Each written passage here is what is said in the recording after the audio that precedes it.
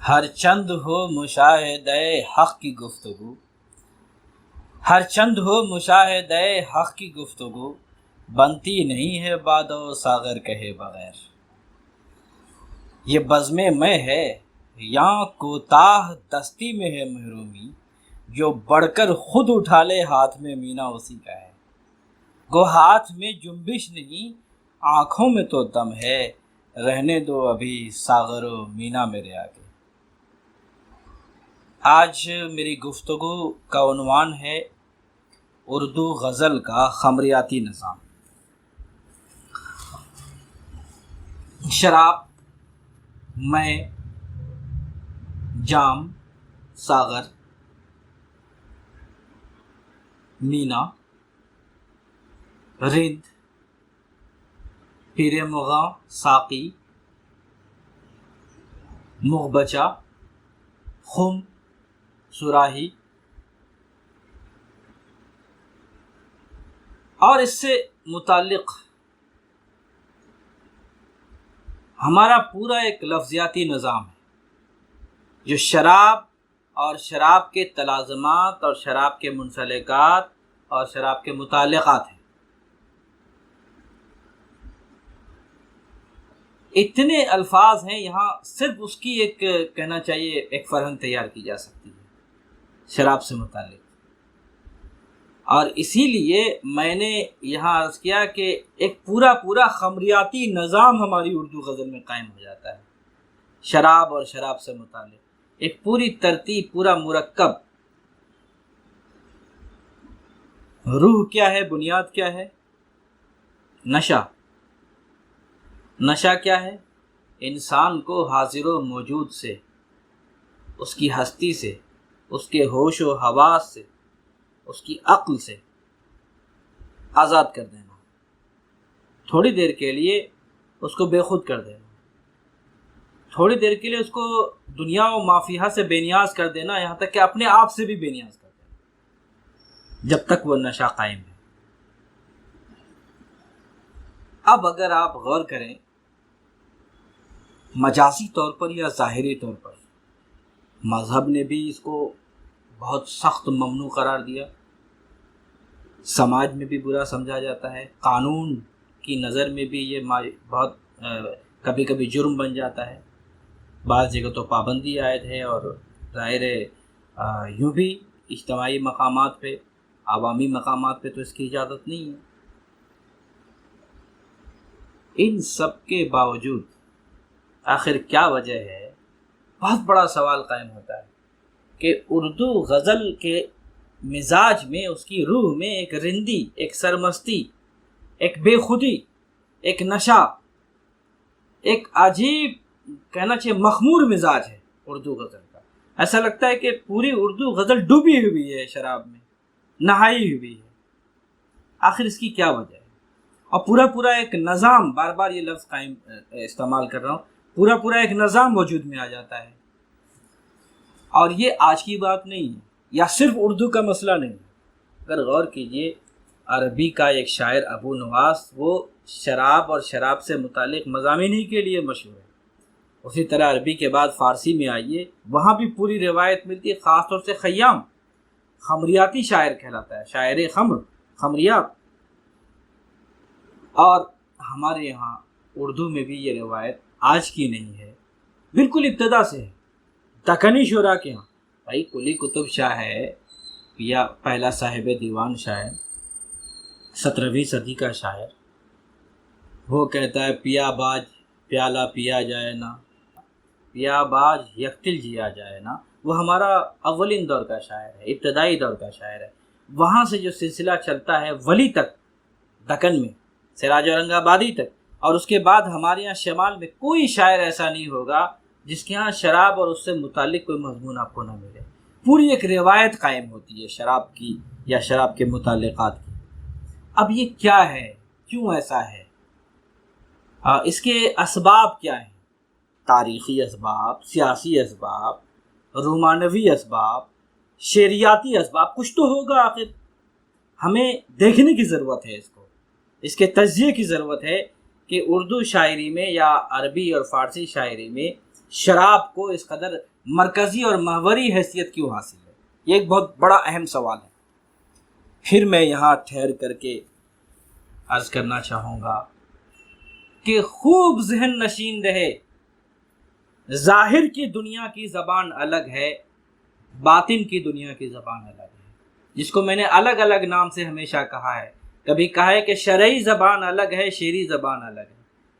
قانون کی زبان، سیاست کی زبان، تہذیب کی زبان، سماج کی زبان، صحافت کی زبان، مذہب کی زبان، سب کی اپنی ایک زبان ہوتی ہے، اور اسی اصطلاح میں وہ بات کرتی ہے۔ وہ دنیا جو ہے، دنیا کے ہر شعبے کی اپنی اصطلاحیں ہیں، اپنی دنیا ہے، اپنا لفظیاتی نظام ہے۔ اسی طرح سے ادب کی بھی اپنی ایک زبان ہے، شعر کی بھی اپنی ایک زبان ہے، اور اس زبان کے معنی خود شعر بیان کرے گا، باہر سے معنی تھوپنے کی ضرورت نہیں ہے، یا معنی پہنانے کی یا معنی پیدا کرنے کی ضرورت نہیں ہے، اس کے باطن سے معنی پھوٹتا ہے۔ اس بات کو ذہن میں نشین کرنا بہت ضروری ہے کہ ہماری شاعری میں کیا شراب اور اس سے متعلق جو کچھ آ رہا ہے وہ اسی معنی میں ہے جس معنی میں مذہب میں کہا جاتا ہے، یا قانون میں، یا سماج میں، یا کہنا چاہیے ہمارے عام انسانی دنیا میں جو معنی لیا جاتا ہے۔ ہرگز نہیں، ہرگز نہیں۔ میں نے عرض کیا ہے پہلے بھی کہ شاعری نام ہے تشبیہاتی زبان کا، استعاراتی زبان کا، رمزیہ زبان کا، اشارتی زبان کا، کنایاتی زبان کا، اور علامتی زبان کا۔ اس کو خوب واضح رکھنا چاہیے۔ یہاں لغت کے معنی اگر نکال کر کے آپ دیکھیں گے ایک ایک لفظ کا، گمراہ ہو جائیں گے۔ لغت تو کسی نے بالکل درست کہا تھا کہ لفظوں کا، مردہ لفظوں کا قبرستان ہے وہ، جہاں گڑے ہوئے مردے ہیں وہ، اور اس کو اکھاڑ اکھاڑ کے آپ دیکھیں اس میں زندگی نہیں ہے معنی کی، وہاں معنی بے جان ہے، معنی منجمد ہے، معنی کے اندر زندگی نہیں ہے، بے روح ہے وہاں معنی۔ اگر لفظ زندہ ہوتا ہے تو وہ تخلیق میں ہوتا ہے، فن پارے میں ہوتا ہے، شاعری میں ہوتا ہے، اور خاص طور سے غزل کی زبان، غزل کی اس کو نہ سمجھنے کی وجہ سے بہت سی گمراہیاں پھیلی ہیں۔ گزشتہ لیکچر میں نے کہا تھا زاہد، ملا اور محتسب اور شیخ، عام دنیا میں اس کے معنی الگ ہیں، شاعری کی زبان میں اس کی دنیا بدل جاتی ہے، اس کے معنی بدل جاتے ہیں، اس کی کیفیت بدل جاتی ہے۔ اسی طرح شراب اور اس کے متعلقات کو سمجھنے کی ضرورت ہے۔ یہاں حقیقی معنی میں شراب کہیں استعمال نہیں ہوا ہے۔ شراب ایک کنایاتی، اشاراتی، علامتی، استعاراتی معنی اختیار کر لیتی ہے یہاں پر اردو شاعری میں، یا کسی بھی شاعری میں، فارسی اور عربی میں۔ یہاں آپ دیکھیں گے، کبھی حیرت ہوتی ہے، تصوف اور معرفت کی دنیا کی سیر ہم شراب کے تلازمات کے ذریعے کرتے ہیں اردو شاعری میں۔ کہاں عرفان اور معرفت اور تصوف، کہاں وہ ظاہر ہے کہ وہ ایک روحانی دنیا، اور کبھی ہم رومان، محبت کا جذبہ، عشق کی کیفیت، اس کا اظہار شراب کے متعلقات اور اس کے لوازمات کے ذریعے سے کرتے ہیں۔ کبھی خالص سیاسی مسائل، خالص سیاسی اور سماجی، اور کہنا چاہیے ہمارے انسانی کہنا چاہیے کہ باریکیاں، اس کی نزاکتیں اور لطافتیں شراب اور اس کے تلازمات کے ذریعے سے شاعر بیان کرتا ہے۔ کبھی ہمارا شاعر، میں نے عرض کیا تھا کہ وہ زندگی، حیات، کائنات، انسان، ان سب کو شراب کے دائرے میں لانے پر قدرت رکھتا ہے۔ یہ اصل شاعر کا کمال ہے، اور پورا ایک خمریاتی نظام قائم ہو جاتا ہے۔ حالت یہ ہے جناب کہ اب شراب رکھنے کا جو برتن ہے، ظرف ہے، ہماری شاعری نے اس کو بھی کیٹیگرائز کیا ہے۔ سب سے چھوٹا سمجھا جاتا ہے مینا، بہت چھوٹا، اس سے بڑا پیالہ ہے جام، اس سے بڑا پیالہ ہے ساغر، اس سے بڑا ہے صراحی، اس سے بڑا ہے کہنا چاہیے کہ خم، ظاہر ہے پورا مٹکا ہے وہ۔ تو آپ دیکھیے کہ جہاں اس طرح کا التزام ہو کہ اس شراب کو جس برتن میں پیش کیا جاتا ہے، جس ظرف میں، اس کی بھی اس طرح کیٹیگرائزیشن ہوئی ہے. آپ سوچ سکتے کہ وہاں اس شاعری کو طبقہ بندی جس طرح کی گئی ہے. صاحب ایک ایک لوازم دیکھیے آپ. جو بچہ، چھوٹا بچہ شراب خانے میں، مے خانے میں شراب سرو کرتا ہے، جس کو بیڑا کہتے ہیں، آپ چھوٹو کہتے ہیں، اس کو منہ بچا اور ذرا دو چار منہ بچوں پر ایک اس کی نگرانی کرنے والا ہے وہ ساقی، اور پھر بہت سے ساقیوں کا، اصل جو ساقیوں کا ساقی ہے، جو اس پورے شراب خانے مے خانے کا مالک ہے، وہ پیر مغاں. پورا ایک نظام قائم ہے. اور یہاں ہر لفظ، ہر اصطلاح ہماری زندگی، انسان اور انسانی اور اس کائنات سے متعلق ہے. یہ نہ سمجھے کہ صرف شراب خانے کی حد تک یہ. ہمارے یہاں مے خانہ دراصل ایک چھوٹی کائنات ہے، اور کائنات کا عکس، کائنات کی ترجمانی اس مے خانے کے ذریعے سے شاعر نے کی ہے. میں بھی مثالیں دوں گا، ابھی تو صرف ایک چیزوں کو تھیورائز کرنے کی کوشش کر رہا ہوں کہ اس کو آپ سمجھنے کی کوشش کریں کہ کس طرح ہمارے شعراء نے شراب کو دیکھا ہے. شراب حقیقی معنی میں جو لوگ سمجھ لیتے ہیں، میں انہیں صرف ایک چھوٹی سی مثال دینا چاہوں گا. ہمارے یہاں سب سے بڑا خالص خمریاتی شاعر جس کو کہا گیا ہے وہ ریاض خیر آبادی ہے. کہا جاتا ہے شاعر خمریات ہے. پورا پورا دیوان، مطلب وہ خمریات سے باہر نکل ہی نہیں پاتے. جناب والا ان کی صورتحال یہ ہے، سوانے پڑھ ڈالی آپ. شراب کو چکھا بھی نہیں، شراب کا منہ تک نہیں دیکھا انہوں نے. شراب کو سونگھا، شراب کی بو بھی ان تک نہیں آئی. شراب کا بہت متقی، عام زندگی میں بہت پرہیزگار آدمی، بہت مذہب پسند آدمی، دیندار، بڑی لمبی داڑھی اور ٹوپی. لیکن صاحب شاعری دیکھیے پوری شراب سے بالکل نہائی ہوئی شاعری ہے، شراب میں ڈوبی ہوئی شاعری. یہ کیا ہے؟ اگر حقیقی معنی میں ہوتا تو ریاض خیر آبادی خمریاتی شاعر کیسے ہو جاتے؟ اس کو سمجھنے کی ضرورت ہے کہ غالب یقیناً شرابی تھے، لیکن کیا انہوں نے جتنے اشعار شراب سے متعلق کہے ہیں وہ صرف شراب اور کہنا چاہیے شراب کی سرمستی اور شراب کا نشہ، کیا اس سے متعلق ہیں، یا اس کی تہ میں زندگی کا کوئی بہت بڑا فلسفہ، بہت بڑی فکر، بہت بڑا کرب ہمارے سامنے آتا ہے؟ اس باطن کو تلاش کرنے کی ضرورت ہے، اس میں جھانکنے کی ضرورت ہے. تو میں ان باتوں کو یہاں مثالوں کے ذریعے کچھ پیش کرنا چاہوں گا. ہر چند ہو مشاہدہ حق کی گفتگو، بنتی نہیں ہے بادہ و ساغر کہے بغیر. اب آپ دیکھیے کہ غالب نے ایک بہت لطیف مسئلہ اٹھایا ہے کہ اگر مشاہدہ حق کی بحث بھی ہے، معرفت، خالص معرفت اور تصوف کا مسئلہ بھی درپیش ہے، وہاں بھی اس کو بیان کرنے کے لیے بھی جو لفظیاتی نظام ہے، جو اسلوب ہے، جو اصطلاحیں ہیں، کہیں نہ کہیں اس کو بادہ و ساغر کی زبان میں بیان کرنا پڑتا ہے. وہ اس کا تقاضا ہے. اس کو رنگین بنانے کے لیے، قابل قبول اور دلکش بنانے کے لیے ہر چند ہو مشاہدہ حق کی گفتگو، بنتی نہیں ہے کا جواب نہیں ہے یار. بنتی نہیں ہے بادہ و ساغر کہے بغیر، اس کے بغیر تو بات بنتی ہی نہیں ہے جناب. بات ہوتی ہی نہیں ہے وہ جب تک بادہ و ساغر کی اصطلاح میں بات نہ کہی جائے. تب دیکھیے کہ کیا نکتے کی بات ہے یہ کہ معرفت کا بیان بھی اگر ہوگا، تصوف کا بیان بھی ہوگا، مشاہدہ حق کا بیان بھی ہوگا، تو اس کے لیے بہرحال پورا خمریاتی نظام ہی ہمارا وسیلہ بنے گا. غالب نے بہت پہلے یہ بات کہی تھی، اور ان کو احساس تھا کہ اس خمریاتی نظام میں کتنی قوت ہے، بیان کی قوت، اظہار کی قوت کتنی ہے، کتنے بڑے بڑے مسائل کو ہم اس وسیلے سے بیان کر سکتے ہیں.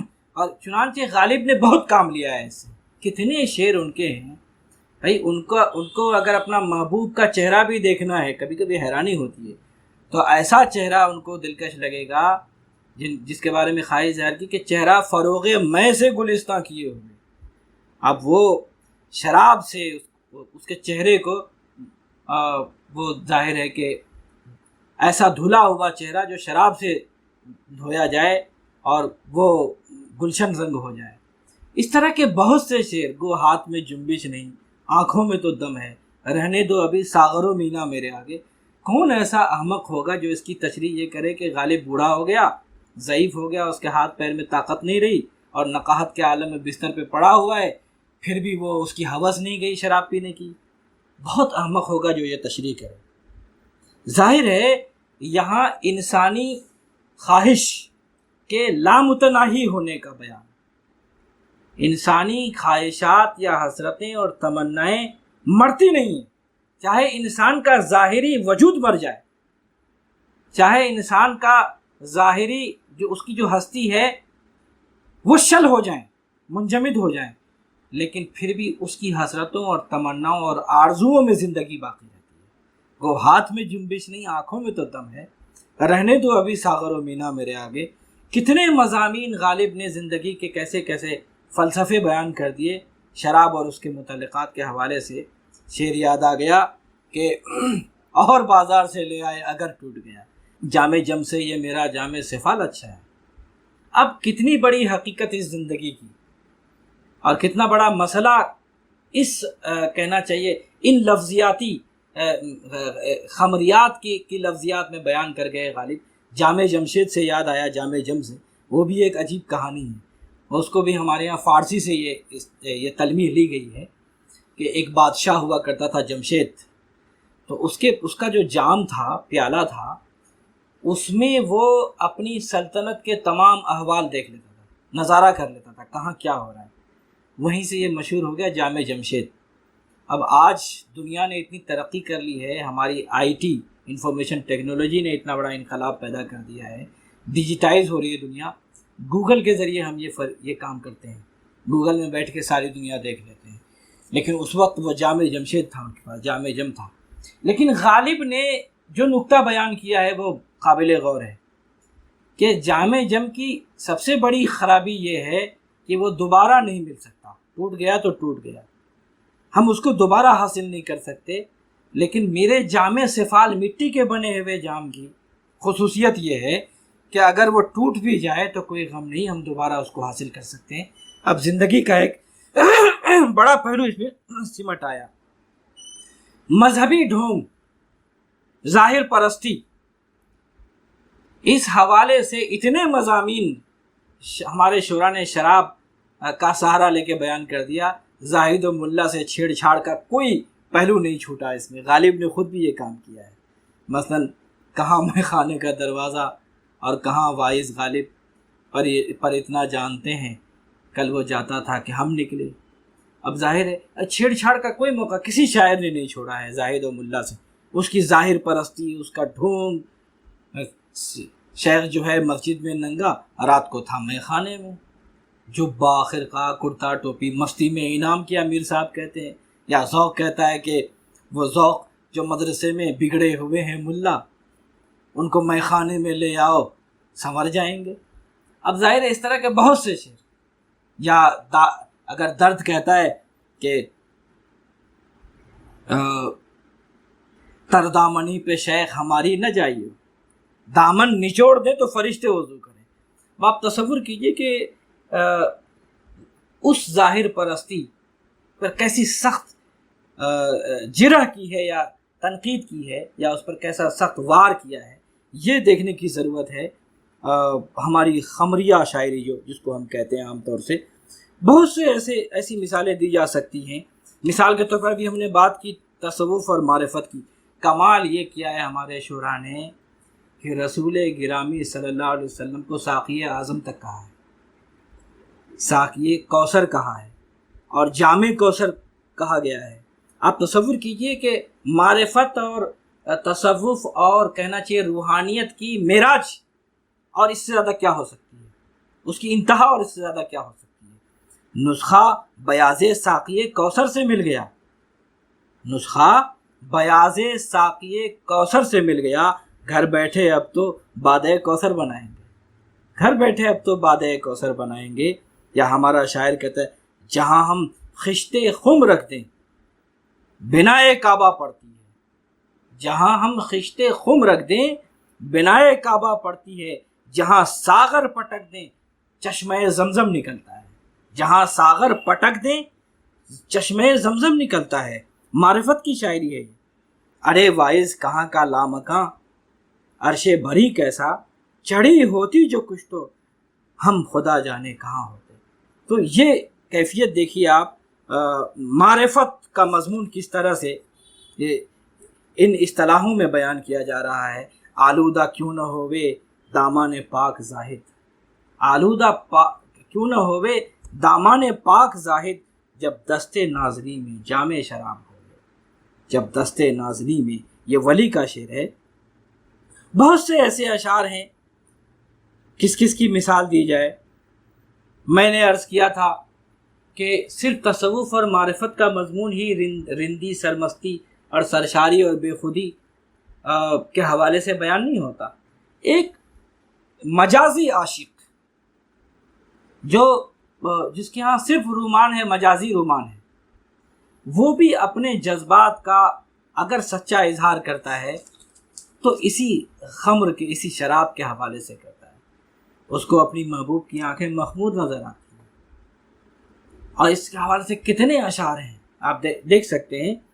میں سمجھتا ہوں کہ رومان کے حوالے سے جو ہماری خمریہ شاعری، اس کی تو مثال دینے کی ضرورت ہی نہیں ہے. جتنی مثالیں یہاں ہمارے شعراء کے یہاں آئی ہیں بہت مشہور ہے. ظاہر ہے کہ اس طرح کے اشعار، عاشق کا رند ہونا، شراب میں سرمست ہونا اور بے خود ہو جانا، اس کے اندر خلوص کا پایا جانا، اس کا دل بہت پاک صاف ہونا، یہ تمام صفات رند سے وابستہ ہیں. لیکن میں کہہ رہا ہوں خالص سیاسی بصیرت اور سماجی ایک کہنا چاہیے کہ فراست اگر ہمیں دیکھنی ہے تو وہ بھی ہم خمریاتی شاعری کے ذریعے کے حوالے سے دیکھ سکتے ہیں. اب شاد عظیم آبادی کہتا ہے، یہ بزم میں ہے یا کوتاہ دستی میں ہے محرومی، جو بڑھ کر خود اٹھا لے ہاتھ میں مینا اسی کا ہے. کہ یہ بہت بڑی حماقت ہوگی کہ شاد عظیم آبادی کے شعر کو خالص لغوی معنی میں یا مجازی معنی میں یا حقیقی معنی میں لے لیا جائے کہ صاحب شاعر جو ہے وہ میخانے میں گیا تو وہاں اس کی طرف کوئی توجہ نہیں کر رہا تھا، نہ منہ بچا آ رہا ہے، نہ ساقی آ رہا ہے، تو اس کو لگا کہ یار یہاں تو جو خود سے جا کر کے لے لیتا ہے شراب اپنے ہاتھ میں اسی کی، وہی پی پاتا ہے، ورنہ باقیوں کو نہیں مل پاتا. جناب یہ بات نہیں ہے، یہ بلکہ یہ میں نے عرض کیا چھوٹی کائنات ہے یہ میخانہ، اور ساری کائنات نچوڑ کے اس میخانے میں آ گئی ہے. ورنہ آپ غور کیجئے، ہمارا جو یہ جمہوری نظام ہے، اس نظام میں دستور کو جو حیثیت حاصل ہے اور دستوری حقوق ہمیں کس طرح حاصل ہوں گے، اس کا استعمال ہم کس طرح کریں، جو اختیارات دستور نے ہمیں دیے ہیں، جب تک ہم احتجاج پر نہ اتریں، بغاوت نہ کریں، جب تک ہم اپنا حق چھین کر نہ لیں، ہم اپنے حقوق سے محروم رہ جائیں گے. نہ تعلیم ہمارے پاس ہوگی، نہ کہنا چاہیے مختلف قسم کی جو سہولتیں ہیں، نہ فلاح و بہبود، نہ ترقی، نہ صحت اور نہ روزگار، ہر چیز سے ہم محروم ہو جائیں گے. خوشحالی اور ترقی کے سارے دروازے ہم پر بند ہو جائیں گے. جمہوری نظام کے لیے میں سمجھتا ہوں کہ کیا خمریہ اصطلاح میں کیا بات کہہ دی ہے نکتے کی شاد عظیم آبادی نے کہ یہ بزم میں ہے یا کوتاہ دستی میں ہے محرومی، جو بڑھ کر خود اٹھا لے ہاتھ میں مینا اسی کا ہے. اسی شاد عظیم آبادی کا ایک شعر اور یاد آ گیا، کہاں سے لاؤں صبر حضرت ایوب ساقی، کہاں سے لاؤں صبر حضرت ایوب ساقی، خم آئے گا سراہی آئے گی تب جام آئے گا. اب یہ شعر بھی آپ دیکھ لیجئے، ساقی، خم، کہنا چاہیے سراہی، جام. اب آپ تصور کیجئے کہ کیا اس کو ہم حقیقی معنی میں لے سکتے ہیں؟ کیا اس کی گنجائش ہے؟ یقیناً یہ ایک استعاراتی نظام ہے غزل کا، جس کو سمجھے بغیر ہم اس کی کما حقہ کہنا چاہیے تفہیم نہیں کر سکتے، اور اس کا جو معنیاتی رمز ہے اس تک رسائی حاصل نہیں کر سکتے. کہاں سے لاؤں صبر حضرت ایوب ساقی، یہ جو ہمارا حکومتی نظام ہے، انتظامی امور جو ہیں، کہ کوئی چیز بائی پروسیس، آفیشیلائزیشن جو ہمارا ہے، ایک چھوٹا سا کام ہونے میں کتنی فائلوں کا چکر کھاتے کھاتے ہم تک جو ہے مہینوں گزر جاتے ہیں، تب جا کر کے وہ کام ہو پاتا ہے. اس پورے دفتری نظام کے اس سقم پر اس خامی پر خمریاتی اصطلاح میں ضرب کاری کہہ لیجئے اس کو، کہ کہاں سے لاؤں صبر حضرت ایوب ساقی، خم آئے گا سراہی آئے گی تب جام آئے گا۔ تو آپ دیکھیے ہماری اس شاعری میں جو خمریہ شاعری ہے کیسی وسعت ہے، معنوی وسعت، اس کو آپ سمجھ سکتے ہیں۔ چک بست ایک شاعر ہے ہمارا، گرچہ وہ قومی شاعری کرتا ہے، گرچہ ان کے ہاں نظمیں ہیں اور حب الوطنی کا ترانہ آپ کو زیادہ ملے گا، قومی یکجہتی کے مضامین زیادہ ملیں گے، لیکن دیکھیے کہ سیاسی بصیرت اور اس سیاسی بصیرت کا شاعرانہ اظہار، رمزیہ اظہار کس طرح ہوتا ہے کہ اس زمانے میں جب خود مختاری کی بات آئی انگریزوں کی جانب سے کہ ٹھیک ہے صاحب آپ لوگ اپنے نمائندے چن لیجئے اور آپ کو ہم کچھ خود مختاری دیتے ہیں، لیکن وہ کٹھ پتلی ہے، اور آج بھی یہ نظام ہے بہت سی جگہوں پہ کہ صرف کٹھ پتلی کے طور پر وہ کام کرتا ہے۔ تو اس نظام پر کیسی سخت چوٹ ہے، ذرا شاعرانہ زبان میں دیکھیے صاحب، ایک ساغر بھی عنایت نہ ہوا یاد رہے، ایک ساغر بھی عنایت نہ ہوا یاد رہے، ساقیہ جاتے ہیں محفل تیری آباد رہے، ساقیہ جاتے ہیں محفل تیری آباد رہے۔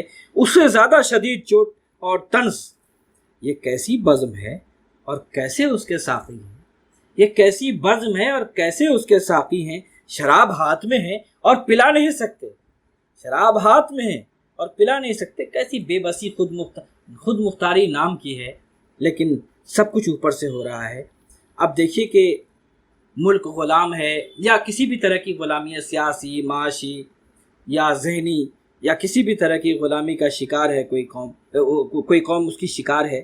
اب شاعر کس زبان میں بات کرتا ہے، میں گل رنگ لٹتی یوں درے میں خانہ واہ ہوتا، میں گل رنگ لٹتی یوں درے میں خانہ، آرزو دیکھیے، یوں درے میں خانہ واہ ہوتا، نہ پینے میں کمی ہوتی نہ ساقی سے گلا ہوتا، نہ پینے میں کمی ہوتی نہ ساقی سے گلا ہوتا۔ اس طرح کے بہت سے شعر، دیواکر راہی کا شعر ہے، اب تو اتنی بھی میسر نہیں میں خانے میں، اب تو اتنی بھی میسر نہیں میں خانے میں، جتنی ہم چھوڑ دیا کرتے تھے پیمانے میں۔ اب وہ کون اس کو لغوی اور حقیقی معنی میں لے گا؟ ایک استعاراتی پہلو ہے، ایک معنی پرت در پرت زندگی کے مختلف کہنا چاہیے موڑ پر یہ شعر ہمیں کام آ سکتا ہے۔ اب تو اتنی بھی میسر نہیں میں خانے میں، جتنی ہم چھوڑ دیا کرتے تھے پیمانے میں۔ ہمارا جو جاگیرداری نظام تھا، زمینداری ٹھاٹ باٹ تھی، اور اس وقت ظاہر ہے جیسی عیش و عشرت کی زندگی تھی، اور بعد میں پھر جو صورتحال پیدا ہوئی، تو آپ اس پر بھی منطبق کر سکتے ہیں اس شعر کو، جہاں بھی ظاہر ہے، یا بہت سے شعر تو ایسے کہنا چاہیے ضرب المثل کی حیثیت اختیار کر گئے صاحب، اس کے شاعر کا نام تک لوگوں کو معلوم نہیں، لیکن ہر وقت وہ مصرع یا وہ شعر زباں زد خاص و عام ہے کسی خاص موقع پر، جب کوئی آدمی مان لیا پارٹی بدل لی جس نے، اور کوئی بھی مسئلہ ہو گیا اس کے ساتھ، تو پہنچے وہیں پہ خاک جہاں کا خمیر تھا، معلوم بھی نہیں کس کا مصرع ہے یا کس شعر کا مصرع ہے۔ مرزا جواں بخت جہاں دار کا اصل شعر ہے، آخر گل اپنی صرفِ درے میں گدا ہوئی۔ اب دیکھیے کیسا شعر کہا اس شخص نے، آخر گل اپنی یعنی مٹی، اپنی مٹی، صرفِ درے میں گدا ہوئی، پہنچی وہیں پہ خاک جہاں کا خمیر تھا۔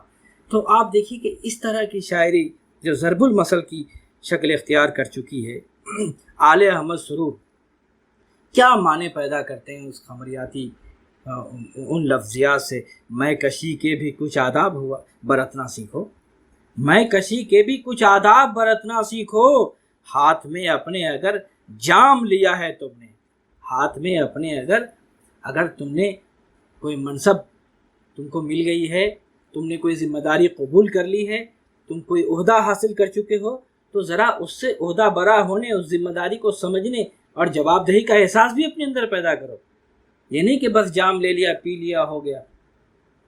اب دیکھیے کیسا، میں کشی کے بھی کچھ آداب برتنا سیکھو، ہاتھ میں اپنے اگر جام لیا ہے تم نے۔ کتنے شعر ہیں، میں کون سا شعر آپ کو سناؤں، لیکن دو شعر ضرور سنانا چاہوں گا، گلا نہیں جو گریزاں ہیں چند پیمانے۔ یہ دیکھیے آپ کتنی دور تک اس کے مانے جاتے ہیں.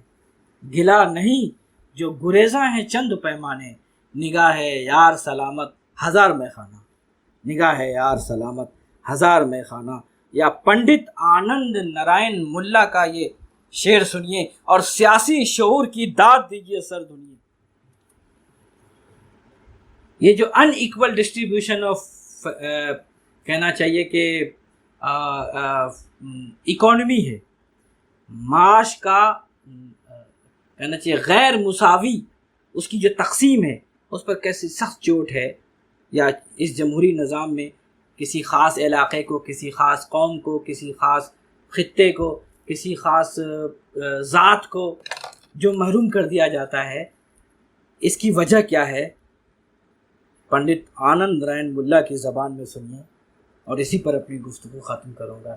نظام، بلکہ یہ میرا پیغام بھی ہے اس لیکچر کے ذریعے سے، نظام میں کدا ساقی بدلنے کی ضرورت ہے. نظام میں کدا ساقی بدلنے کی ضرورت ہے. ہزاروں ہیں صفیں جن میں نہ میں آئی نہ جام آیا، ہزاروں ہیں صفیں جن میں نہ میں آئی نہ جام آیا. بہت شکریہ.